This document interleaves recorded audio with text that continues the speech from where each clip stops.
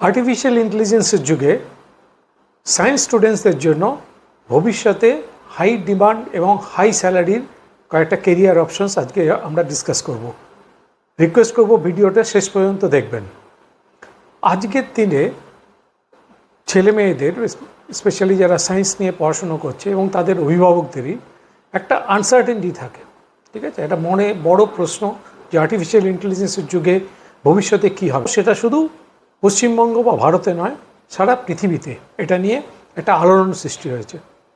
World economic forum তারা এই ইস্যুটার জন্য বেশ কিছু কেরিয়ার অপশনস দিয়েছে, যেগুলো কিনা আর্টিফিশিয়াল ইন্টেলিজেন্সের যুগেও ডিমান্ড থাকবে ফিউচারে, এবং সায়েন্স স্টুডেন্টসরা এই সেক্টরগুলোর ওপর বেস করে তারা টেকনোলজি অ্যান্ড হেলথ কেয়ার এই দুটোতেই নিজেদের কেরিয়ার প্ল্যানিং করতে পারে। আমরা আজকে সেই ব্যাপারে কিছু কেরিয়ার অপশনসগুলো আলোচনা করব। প্রথমটা হলো কম্পিউটার সায়েন্স। নাও এখানে কম্পিউটার সায়েন্স শুনলেই আবার অনেকে ঘাবড়ে যাবে। এই তো আপনি বললেন আগের ভিডিওতে যে হাজার হাজার ছেলেমেয়েরা চাকরি হারাচ্ছে। ওকে, হোল ওয়ার্ল্ডে লাখ লাখ ছেলেমেয়েরা চাকরি হারিয়েছে ওকে এআই আসার পরে।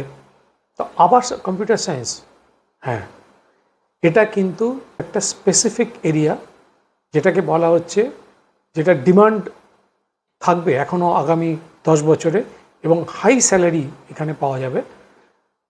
Artificial intelligence with machine learning and data science. দেখুন, আর্টিফিশিয়াল ইন্টেলিজেন্স এবং মেশিন লার্নিং সেক্টরটা কিন্তু কন্টিনিউয়াসলি বাড়ছে। আমরা যদি একটা স্ট্যাটিস্টিক্স দেখি, লাস্ট 4 বছরে আইটি সার্ভিস সেক্টরে, যেগুলো মূলত আমরা ইন্ডিয়াতে দেখে থাকি, যেমন কোম্পানিগুলো যেগুলো যেমন ইনফোসিস, টিসিএস, আইবিএম, ঠিক আছে, কগনিজেন্ট, ওকে, অ্যাক্সেঞ্চার, এই সমস্ত কোম্পানিগুলো জেনারেলি তারা সার্ভিস সেক্টরে কাজ করে, ঠিক আছে, আইটি সার্ভিস সেক্টরে। এই সেক্টরে কিন্তু লোক সংখ্যা কমছে, তার মানে প্রচুর ছেলে লে অফ হয়ে যাচ্ছে বা নতুন রিক্রুটমেন্ট হচ্ছে না। কিন্তু অন্যদিকে আমরা যদি দেখি, জিসিসি বলে একটা ব্যাপার আছে, জিসিসি, ঠিক আছে, জিসিসি হচ্ছে গ্লোবাল ক্যাপাসিটি সেন্টার। এই গ্লোবাল ক্যাপাসিটি সেন্টার মূলত যারা বড় সফটওয়্যার প্রোডাক্ট কোম্পানি, যেমন ধরুন গুগল, মাইক্রোসফট, তারপর অ্যামাজন, নেটফ্লিক্স, বশ, তারা কিন্তু জিসিসিতে প্রচুর লোক নিচ্ছে এবং ইন্ডিয়াতে তারা এই জিসিসি সেন্টারগুলো আরও অনেক এক্সপ্যান্ড করবে ভবিষ্যতে, কারণ তারা চায় যে ইন্ডিয়ান ট্যালেন্ট দিয়ে এই জিসিসি সেন্টারগুলো চালাতে। এরা মূলত কী করে, এরা মূলত রিসার্চ অ্যান্ড ডেভেলপমেন্টের উপরে কাজ করে, ঠিক আছে। এখানে কিন্তু হাই স্কিল লোক দরকার। আগে যেরকম যে কোনো জায়গার থেকে মাস হায়ারিং হতো আইটি কোম্পানিগুলোতে, এইখানে কিন্তু রিক্রুটমেন্ট ওরমভাবে হবে না। ম্যাথমেটিক্সে যারা সাংঘাতিক স্ট্রং, যাদের লজিক্যাল থিঙ্কিং আছে, যারা অলরেডি প্রম্পট ইঞ্জিনিয়ারিং শিখে নিয়েছে, এই ফিল্ডগুলো কিন্তু তাদের জন্য খুব ভালো হবে। নেক্সট এরিয়াটা হচ্ছে সাইবার সিকিউরিটি। আর্টিফিশিয়াল ইন্টেলিজেন্স যত বাড়বে, সাইবার ক্রাইমও কিন্তু ততই বাড়বে। এটা কিছু করার নেই, সারা পৃথিবীতেই এটা হয়। তাই সাইবার সিকিউরিটি কিন্তু এখনও পর্যন্ত ওয়ার্ল্ডের অন্যতম হাই ডিমান্ডিং সেক্টর, ঠিক আছে। এর একটা অ্যাডভান্টেজ হলো এই সেক্টরে শুধু ইন্ডিয়াতে নয়, গ্লোবালি ডিমান্ড বাড়বে। যারা ডিজার্ভিং ক্যান্ডিডেট তারা কিন্তু গ্লোবালি যে কোনো জায়গায় চাকরি পেতে পারে। নেক্সট ইম্পর্ট্যান্ট সেক্টর হচ্ছে হেলথ কেয়ার প্লাস টেকনোলজি। দেখো, যত কিছু টেকনোলজিক্যাল ডেভেলপমেন্ট হোক, আর্টিফিশিয়াল ইন্টেলিজেন্সের ডেভেলপমেন্ট হোক, হেলথ কেয়ার সেক্টর কিন্তু কোনোদিন বন্ধ হবে না, বরং টেকনোলজির সঙ্গে যুক্ত হয়ে এটা আরও বাড়বে। এটাই হচ্ছে ট্রেন্ড। তো এখানে আমি ডাক্তারদের কথা বলবো না, যারা মেডিকেল প্র্যাকটিশনার্স তাদের কথা বলবো না। অবভিয়াসলি তাদেরও কিন্তু এআই ট্রেনিং নিতে হবে। মেডিকেল ফিল্ড ছাড়াও there are so many other fields in this particular health care sector. যেমন ধরো, আমি প্রথমেই শুরু করি যারা টেকনোলজি সাইডে যাবে, যেমন বায়োমেডিক্যাল ইঞ্জিনিয়ারিং, ঠিক আছে, medical robotic specialist, allied health professionals, এখানে নার্স থেকে আরম্ভ করে প্যারামেডিক্যাল প্রফেশনালস, ফিজিওথেরাপিস্ট, ওকে, বিভিন্ন থেরাপির যারা স্পেশালিস্ট সেই যেমন অকুপেশনাল থেরাপিস্ট, তার স্পিচ থেরাপিস্ট, এরকম নানান ধরনের এই প্রফেশন আছে অ্যালাইড হেলথ কেয়ারে। এই সেক্টরটা কিন্তু ডেভেলপ হবে। পাবলিক হেলথ ডেটা অ্যানালিস্ট, তারপর যারা ধরো ফার্মাসি নিয়ে পড়েছে তাদের সেক্টর থাকবে ক্লিনিক্যাল অ্যানালিস্ট, ক্লিনিক্যাল রিসার্চ, ঠিক আছে, ফার্মাকোভিজিলেন্স, ওকে, ক্লিনিক্যাল ফার্মাসিস্ট। এই সেক্টরগুলোতে কিন্তু প্রচুর ডিমান্ড থাকবে। নেক্সট ভেরি ইম্পর্টেন্ট সেক্টর হচ্ছে সেমিকন্ডাক্টর অ্যান্ড ইলেকট্রনিক্স। ইন্ডিয়া এখন ম্যানুফ্যাকচারিংয়ের দিকে যাচ্ছে।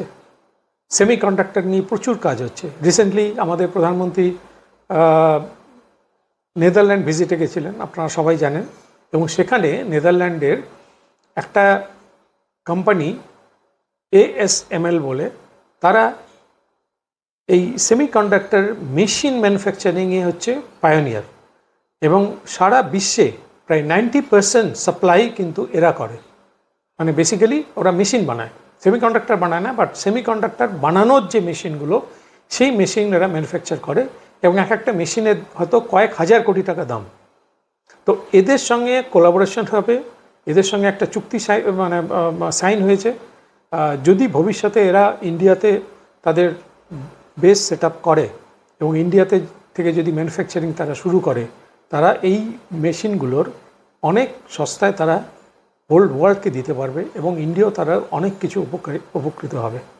তো এই এরিয়াতে অনেকগুলো চাকরির সুবিধা আছে, যেমন chip design engineer, VLSI engineer, embedded system engineer, যারা ফিজিক্স অ্যান্ড ম্যাথামেটিক্সে ভীষণ স্ট্রং, তাদের জন্য কিন্তু এটা এক্সেলেন্ট ফিউচার অপরচুনিটি।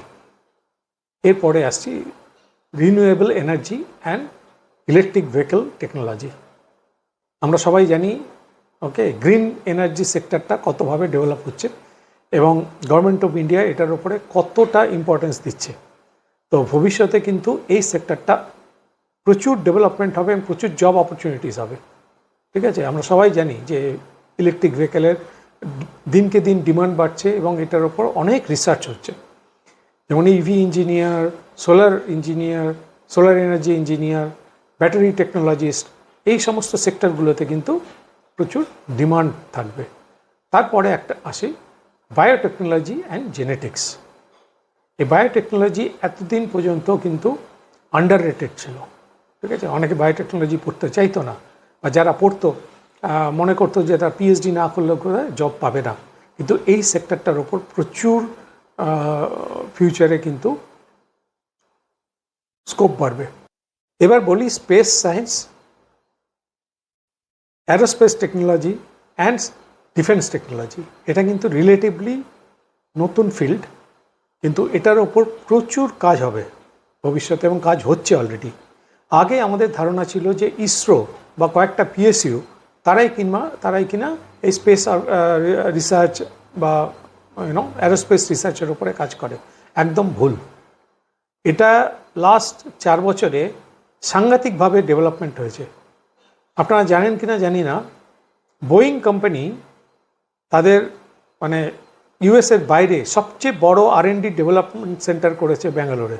আমি যেখানটা থাকি তার আশেপাশে 10টা কোম্পানি রয়েছে, তারা সাইলেন্টলি কাজ করছে এবং ভেরি ট্যালেন্টেড ইঞ্জিনিয়ার্স ওখানে হাই স্যালারিতে কাজ করে, ওকে, ছেলেমেয়েরা প্রচুর কাজ করছে।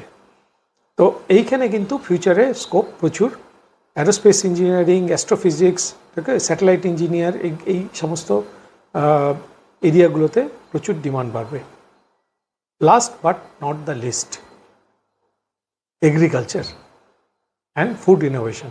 এখানে আমি বলবো এগ্রিকালচারের সঙ্গে কিন্তু মেরিন প্রোডাক্টস এটাও কিন্তু অ্যাড করতে হবে, কারণ এই সেক্টরটা বিশেষত ভারতের প্রচুর কাজ হচ্ছে।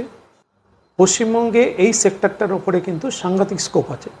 আমি আশা করছি যে নতুন গভর্নমেন্ট এই সেক্টরটার ওপরে জোর দেবে এবং প্রচুর ডেভেলপ করবে। আমি নিজে জানি কয়েকজন যারা এই গভর্নমেন্ট আন্ডারটেকিং কোম্পানিতে কাজ করতো এই পার্টিকুলার সেক্টরে, তারা চাকরি ছেড়ে ওয়েস্ট বেঙ্গলেই নিজেরা কিন্তু এই এগ্রিকালচার অ্যান্ড মেরিন প্রোডাক্টসের ওপরে নিজেরা বিজনেস শুরু করেছে। এই সেক্টরটাতে modern technique okay and technological advancement এটা করাটা ভীষণভাবে দরকার। তো এই গেল মোটামুটি কয়েকটা সেক্টর যেখানে কিন্তু ছেলেমেয়েরা সায়েন্স স্টুডেন্টসরা তার কেরিয়ার প্ল্যানিং করতে পারে। তো যারা এই সেক্টরগুলোতে সিরিয়াস এবং তোমরা যদি কেরিয়ার প্ল্যানিং করার ভাবো, আমার সাজেশন থাকবে যে তারা টায়ার 1 ইনস্টিটিউটগুলোতে অ্যাডমিশন নেওয়ার চেষ্টা করো, ঠিক আছে? কারণ এই সেক্টরগুলো যেগুলো বলেছে, যেগুলো this are all as per world economic ফোরামের অ্যাডভাইস। তো ডেফিনেটলি এখানে টায়ার 1 ইনস্টিটিউটগুলোতে যেখানে রিসার্চ অ্যান্ড ডেভেলপমেন্ট হয়, প্রচুর রিসার্চ পেপার তারা পাবলিশ করেছে, ফ্যাকাল্টি দারুণ দুর্দান্ত ফ্যাকাল্টি, সেই রকম জায়গাতে যদি তোমরা এই কোর্সগুলো করো ওকে, তাহলে কিন্তু তোমরাই উপকৃত হবে। টায়ার 1 ইনস্টিটিউট কোনটা? তোমরা NIRF র্যাঙ্কিংটা দেখবে। এখনও পর্যন্ত ইন্ডিয়াতে NIRF যেটা গভর্নমেন্ট অফ ইন্ডিয়া পাবলিশ করে প্রত্যেক বছর, এই র্যাঙ্কিংটা কিন্তু প্রত্যেক বছর চেঞ্জ হয়। বিভিন্ন সেক্টরে টপ সেক্টরসগুলোতে এরা র্যাঙ্কিং দিয়েছে, তোমরা একটু দেখে নাও। তো যেই ইনস্টিটিউটগুলোর নাম আছে তার মধ্যে থেকে টপ 30 ইনস্টিটিউটস চুজ করো প্রথমে, সেগুলোতে অ্যাডমিশন নেওয়ার জন্য কী কী প্রিপারেশন দরকার সেগুলো চুজ করে তারপর নিজেকে রেডি হও।